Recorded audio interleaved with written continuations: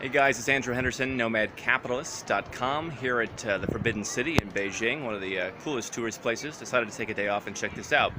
And wanted to make a little video for you that ties in with a lot of the emerging and frontier markets that we talk about for investing in, but also banking in and doing various things in. And one of the interesting things that comes up as I work with people on opening bank accounts in foreign countries, something that's becoming more and more difficult. Opening companies, making investments in other countries, is a lot of times the best country for someone's particular needs is a place that they haven't heard of or haven't heard that much of. We talk about how Hong Kong, Singapore, places like that have become much more difficult to bank. Requirements are higher. It's more of a pain for a lot of people.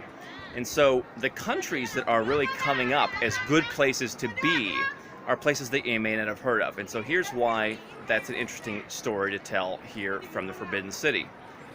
We've been walking around Beijing. Beautiful weather here, and so many tourists here at the Forbidden City, Tiananmen Square, other places in Beijing. You could probably count the number of Western tourists on my two hands. And to me, that tells an interesting story. Here, one of the biggest and most iconic tourist destinations in the world, and very few Westerners are coming despite beautiful weather, despite the fact that it's spring break.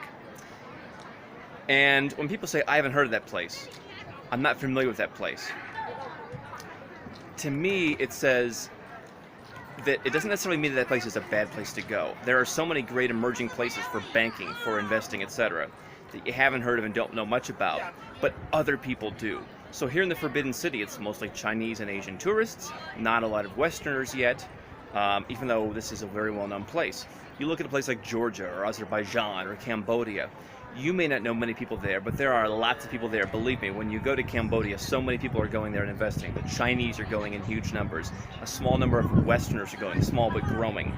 So when we talk about the emerging markets, the frontier markets, just because you aren't familiar with it, I guarantee you a lot of other people are, and you're not going to be the first person to go there.